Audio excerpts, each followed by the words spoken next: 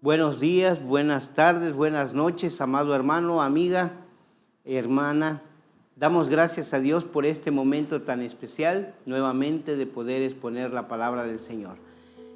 Basada ahora en el libro de Apocalipsis, capítulo 1, versículos 9 al 13, que dice: Yo, Juan, vuestro hermano y copartícipe vuestro en la tribulación, en el reino y en la paciencia de Jesucristo, estaba en la isla llamada Patmos, por causa de la palabra de Dios y el testimonio de Jesucristo. Yo estaba en el Espíritu en el día del Señor y oí detrás de mí una gran voz como de trompeta que decía: Yo soy el Alfa y el Omega, el principio y el último. Escribe en un libro lo que ves y envíalo a las 7 iglesias que están en Asia: a Éfeso, Esmirna, Pérgamo, Tiatira, Sardis, Filadelfia y Laodicea. Y me volví para ver la voz que hablaba conmigo, y vuelto vi 7 candeleros de oro, y en medio de los 7 candeleros a uno semejante al Hijo del Hombre, vestido de una ropa que llegaba hasta los pies, y teñido por el pecho con un cinto de oro. Amén. Padre, dirige y guía nuestros pensamientos y permite que tu palabra sea de bendición para todos. En Cristo Jesús. Amén. Amados hermanos y amigos, el tema es la voz que me cautivó. ¿Cuántas veces hemos escuchado programas, hemos visto programas de concursos donde escuchamos voces muy hermosas, otras un poquito más o menos, pero esas voces a veces se nos quedan grabadas porque creemos que la forma en que se dan son especiales, y es lógico.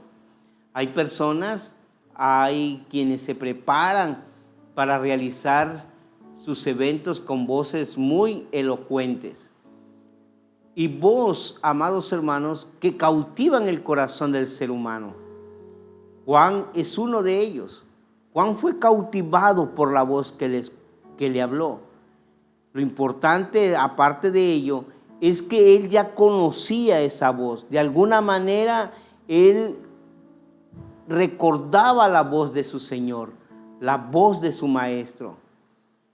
Pero hace mención el apóstol Pablo, ¿dónde se encuentra él escuchando la voz? Él dice: estoy en una isla llamada Patmos.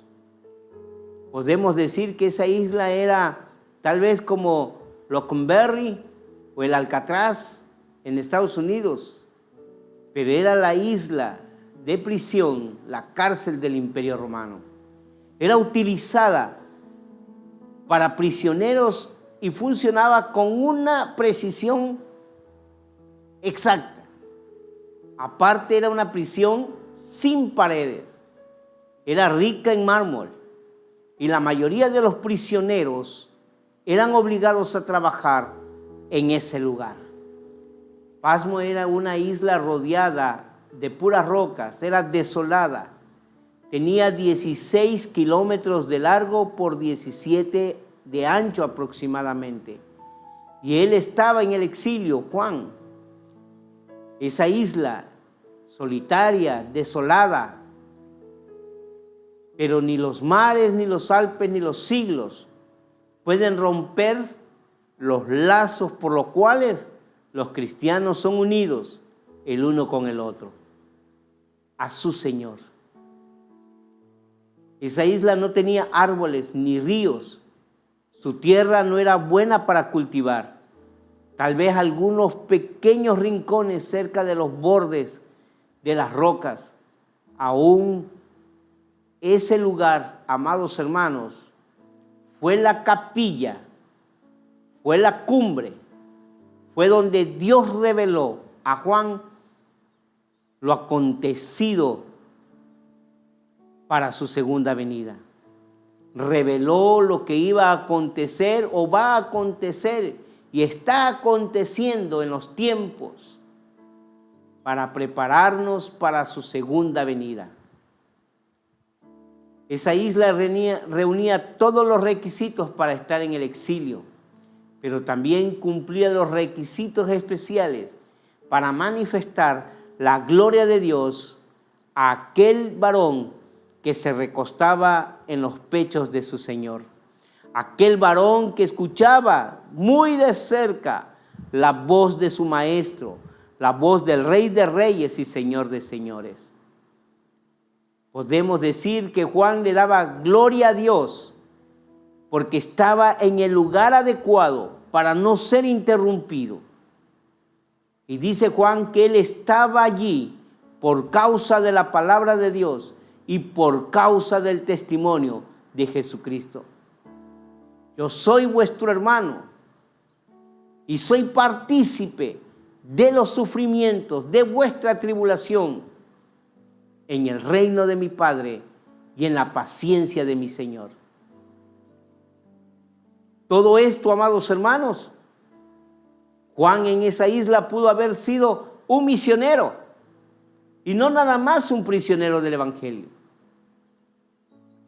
Las fuentes antiguas también indican que alrededor del año 96, a la muerte de Doniciano, se le permitió a Juan regresar a Éfeso cuando el emperador Nerva estaba en el poder. Pero ¿cuál es lo importante? Juan es llamado, hermanos, y se le demanda escribir. Yo estaba en el Espíritu en el día del Señor y oí detrás de mí una gran voz.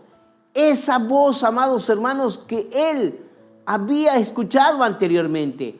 Pero algo interesante es que él dice, yo estaba en el Espíritu en el día del Señor. Recibió la revelación singular del Espíritu Santo.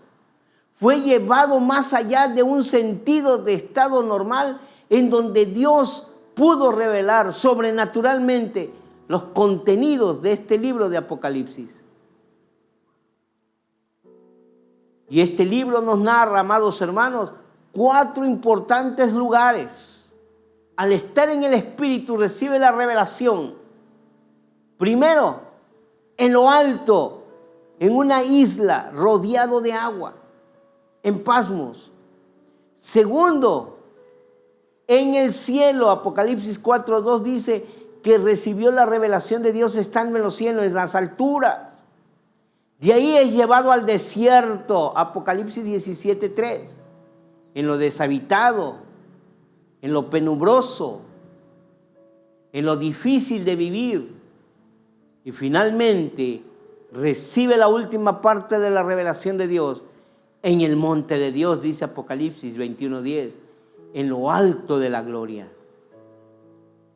Amados hermanos, estos 4 lugares nos indican que fue en el día del Señor, dice el texto bíblico. Los cristianos proclaman su alianza a Jesús al honrar el primer día de la semana como su propio día del Señor. Y aunque este día del Señor no es utilizado como en el Antiguo Testamento, lo cierto, amados hermanos, es que trata definitivamente el momento crucial de la venida del Señor. Nos llama la atención y ha de llamarnos la atención la forma en que es llamado. Oí detrás de mí una gran voz. Esa voz que escuchó Juan era clara y fuerte, pues dice que fue como un sonido de trompeta. En otras palabras, esa voz le llamaba a sus pensamientos, le decía, no te distraigas, fija tu atención, escucha bien lo que te voy a decir, ponte solemne, mi voz te va a revelar lo grande y maravilloso que soy yo. Yo soy el alfa y el omega, el primero y el último, el principio y el fin de todas las cosas. El gran Señor, la voz del gran Jesús.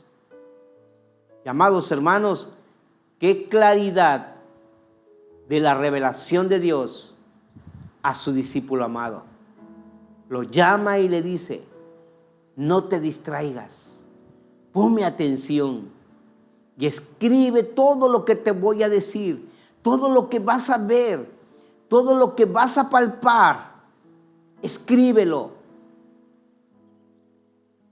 con el único propósito de hacer que la iglesia sea distinta. Escribe lo que ves. 11 veces, amados hermanos, en el libro de Apocalipsis se le dice y se le ordena a Juan: escribe. Él pudo haber guardado todas las cosas para sí mismo. Como un discípulo amado pudo haber sido egoísta: esto es mío. Pero Dios le indica: escríbelo, compártelo. Y ¿sabes qué? Llévalo a las iglesias, envíalo a las iglesias que están en Asia. Escríbelas a ellas. Y no es que sean las únicas, sino que estas iglesias formaban tal vez un solo patrón de conducta para todas las iglesias del pasado, del presente y del futuro. No solamente eran las ciudades con iglesias en esta región, sino que nos muestra que el Señor, que el evangelio no es particular, sino universal. Fueron elegidas específicamente porque estaban acomodadas de tal manera que estaban describiendo la condición espiritual del pueblo de Dios y de todas las iglesias. El apóstol Pablo escribe a 7 iglesias de forma muy indicada. A la iglesia de Roma, de Corinto, de Gálatas, de Éfeso, de Colosas, de Filipos y de Tesalónicas. Mientras Juan escribe a las otras 7 iglesias, representando la plenitud y la totalidad de esas iglesias.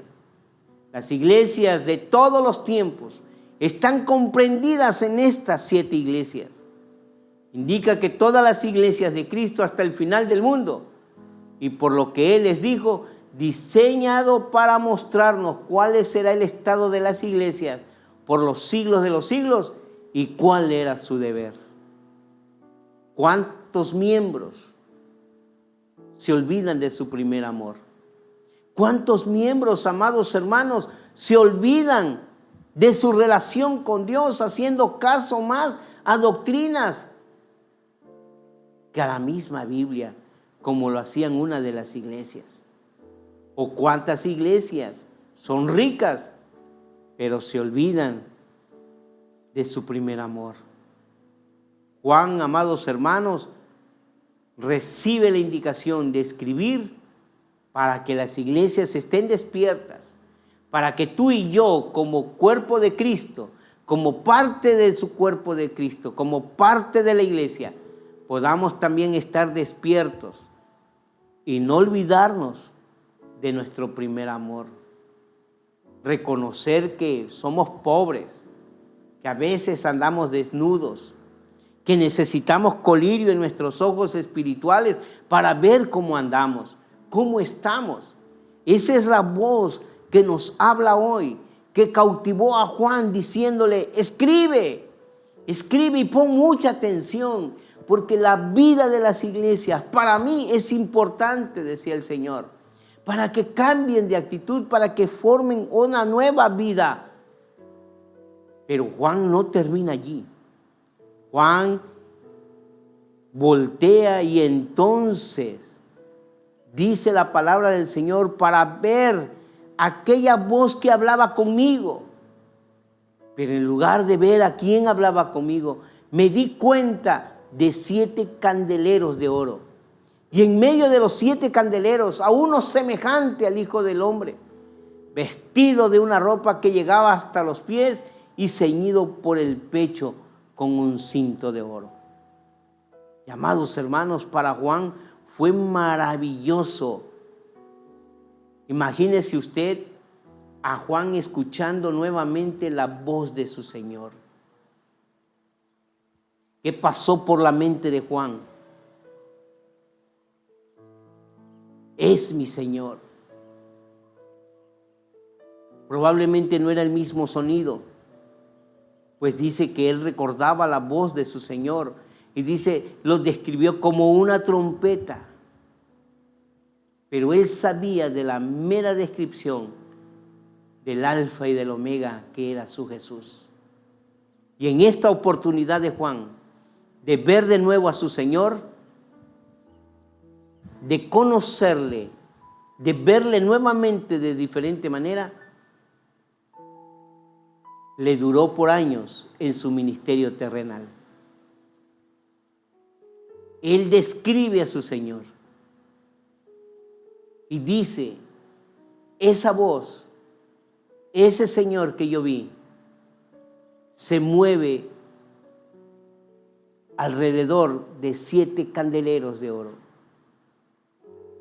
No eran candeleros normales, no eran candeleros sagrados con 7 brazos, pero eran lámparas de aceite, de pie, lámparas que estaban, amados hermanos, iluminando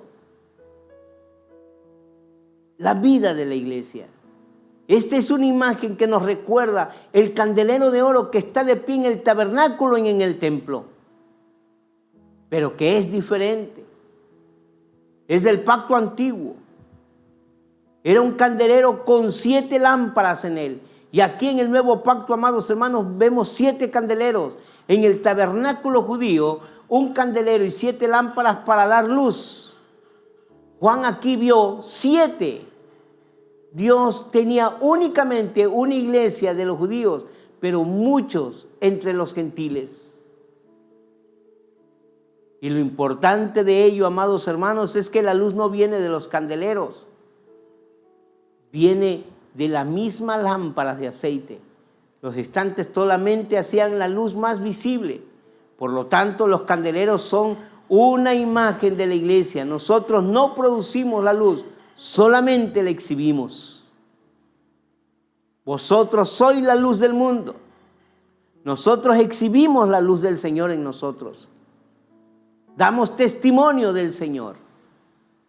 Una lámpara, amados hermanos, no es luz en sí misma, solamente es un instrumento para disipar la luz y debe de recibir aceite y fuego antes que pueda dispersarla. Así que ninguna iglesia tiene en sí misma gracia o gloria. Debe recibir todo de Cristo, su cabeza. De otra manera, no puede disipar luz ni vida. Y estos candeleros, en medio de ello, a uno semejante al Hijo del Hombre. Figuras de la gloria. Dice la palabra del Señor en Daniel 7, 13 al 14, que ahí se veía. Y a pesar del título, el Hijo del Hombre suena como un título humilde. A la luz del pasaje de Daniel, no es para nada humilde, pero es humildad. Al Hijo del Hombre. Y lo veo y lo vi vestido de una ropa que llegaba hasta los pies, ceñido por el pecho con un cinto de oro. Amados hermanos, esto indicaba que era una persona con autoridad y con dignidad. Vestidos largos solo eran utilizados por aquellos que no trabajaban mucho, que daban la imagen de un gran estatus de autoridad. Y el cinto de oro alrededor del pecho daba la clave en cuanto al vestido del sumo sacerdote. Y, amados hermanos, el cinto de Jesús tiene más que unos pocos hilos. Es todo de oro. Cuán grande es el sacerdocio eterno y celestial de nuestro Señor. Uno de los deberes del sacerdote del Antiguo Testamento era el atender el candelero de oro en el tabernáculo. Cada día ellos debían de llenar el aceite, limpiar el hollín y cortar las mechas. Ellos debían de inspeccionar de cerca y cuidar las lámparas para que pudieran arder continuamente delante del Señor. Aquí encontramos a Jesús como nuestro sumo sacerdote en medio de las 7 candeleros, inspeccionando cuidadosamente y cuidando las lámparas, ayudándoles siempre a arder de forma brillante delante de su Padre Celestial. Y eso es lo que veremos, amados hermanos, en las 7 iglesias. Porque Él mismo dice que los candeleros son las 7 iglesias a las cuales se va a escribir. En otras palabras, ese que habla inspecciona, amados hermanos, a cada iglesia, a cada lugar. Él sabe cómo estamos. Él sabe por qué nos habla como nos habla. Él sabe por qué está haciendo las cosas como las hace.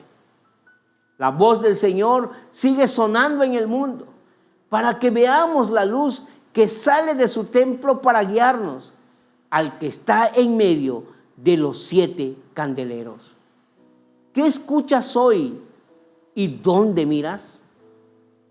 Juan escuchó la voz de su Señor en la isla de Patmos, allá en la intimidad, allá en lo silencio, allá en lo solitario.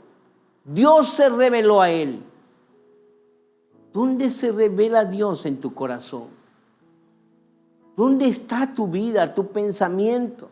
¿Dónde están tus ojos puestos? ¿En dónde está tu corazón? Mi amado hermano, mi amada hermana, la voz de Dios ha de cautivarnos día a día. Esa voz indiscutible que estaremos escuchando y que nos va a decir: yo soy el alfa y el omega, el principio y el fin. Y recuerda que nosotros solamente somos instrumentos del Señor para dar luz, para disiparla. Porque la lámpara no es luz en sí misma, solamente es un instrumento. Por ello el Señor, dice la Escritura, que se mantiene y camina alrededor de su pueblo para iluminar, para conocer cómo estamos. Y si necesitamos aceite, nos pone. Si tiene que quitar de nosotros el hollín, lo hace. Porque Él desea que nosotros seamos sus lámparas en medio de las tinieblas. Permita el Señor que así como Él alumbró, alumbre en nosotros y nosotros alumbremos a través de Él. Que la gracia del Señor nos acompañe. Señor, permite que tu voz nos guíe a ti día a día. Quita, Señor, de nosotros todo hollín, todo, Señor, contaminación, para que podamos alumbrar como tú lo deseas. Y al escuchar tu voz, seamos cautivados día a día por ella. En Cristo Jesús. Amén. Mi amado hermano, amigo, te invito a que te suscribas y también que compartas esta palabra del Señor. Deja tus comentarios y tendremos la oportunidad de mandarte nuestras respuestas. Que Dios te bendiga y te guarde.